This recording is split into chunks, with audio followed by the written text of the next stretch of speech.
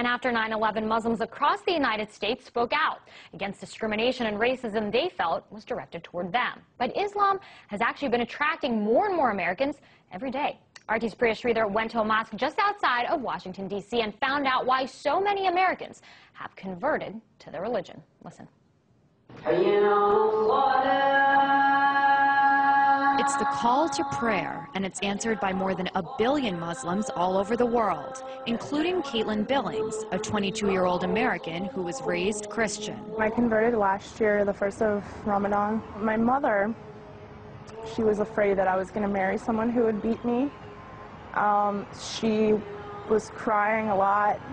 She thought that I was betraying her by changing my religion to something that she didn't know about. Backtrack almost a decade ago to 9/11.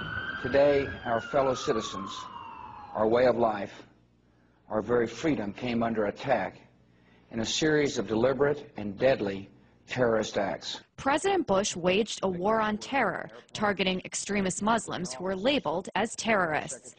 Many Americans, like Caitlin Billings, remember that time in the United States very well. You know, I was 14 when September 11th happened, so I didn't really know what was going on, if that really was Islam.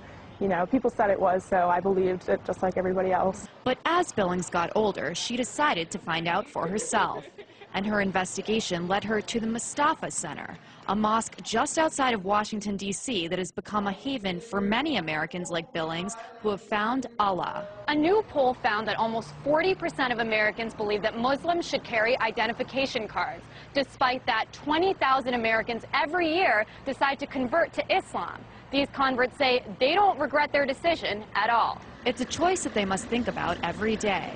Around the world since 9/11, Muslims have battled bans of their religious clothing, profiling in airports, and discrimination in their everyday lives. People that I knew since I was very small think that I've changed personalities because of this.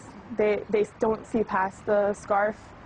They just see the fact that I've changed. After joining a class to learn more about Islam, Carl Dodge also decided to become a Muslim. One of the big jokes that I've always made is before I actually sat down in the class and opened my Quran, everything I knew about Islam I had learned from CNN, you know? And a lot of people are like that. So, and there were some negative reactions. And when it comes to the mainstream media, the depiction of converts can be somewhat extreme. That Pakistani officials have arrested Adam Gaddan. This is the American-born spokesman for Al-Qaeda. Fox's First, there was John Walker Lind, the Californian who converted, joined the Taliban, and ended up fighting with them in Afghanistan. And then more recently, it was Jihad Jain, the blonde-haired, blue-eyed convert who allegedly recruited people to wage violent jihad. And for many American Muslims like Dodge and Billings, the portrayal of converts is disturbing. It does upset me a little bit because there's a lot of preconceptions people have, and until I actually took the time to open a Quran and see what was written, you know, that was my only impression of Islam, is what I had seen on TV. And in the United States, they say a culture of Islamophobia just doesn't make sense. It's a right to practice your religion. That's what this country was founded on. Not only, you know, is it supposed to be that way here, this country was founded on those principles. That's, you know, people that started this country were fleeing religious persecution. I just had somebody ask me the other day, oh, so are you against America now? And it's like, okay, I'm a U.S. veteran as well. I served in the U.S. Navy. And so I do believe in this country. I volunteered to defend this country. I volunteered to, you know, stand up for what the Constitution says. No matter what unfolds around her, Billings says she's proud to be a Muslim. If no one in the world wants to talk to me and be my friend, I still don't regret it. You know, I am completely happy right now. Happier than I've ever been in my entire life. A happiness that might not make sense to those around her. Priya Sridhar, RT, Annandale, Virginia.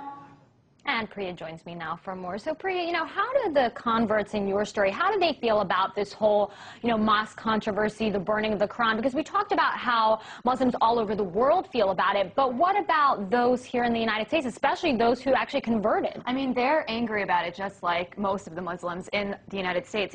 For them, converting to this religion, they had to change their lifestyles a lot. They pray 5 times a day, as you saw in my story. They wear headscarves. So for them, because of all these transitions, they have grown into a community where most of their friends and their family members, a lot of them have married Muslims as well.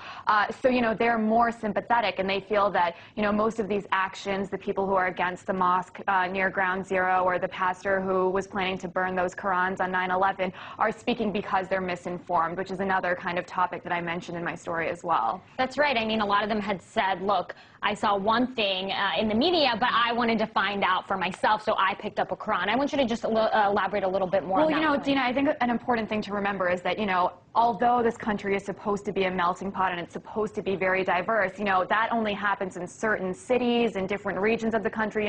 There are places in America where people literally have never met a Muslim person before, so their only kind of perceptions are shaped by the media and what they see on TV. It's just like the way people on the other side of the world have certain impressions of America because of what they see on TV. So for them, all they saw was these wars in the Middle East, these very extremist Muslim terrorist groups, and then, what the American media said about converts wasn't helpful as well. You saw Jihad Jain, you saw Adam Gadon. So their point is that there are very ordinary people who convert to Islam simply because they found this religion that they believe can give them hope, and what everyone finds in whatever religion they have. And so they wish that there was more coverage of that kind of conversion as well. Definitely an interesting story. RT's Priya Sridhar.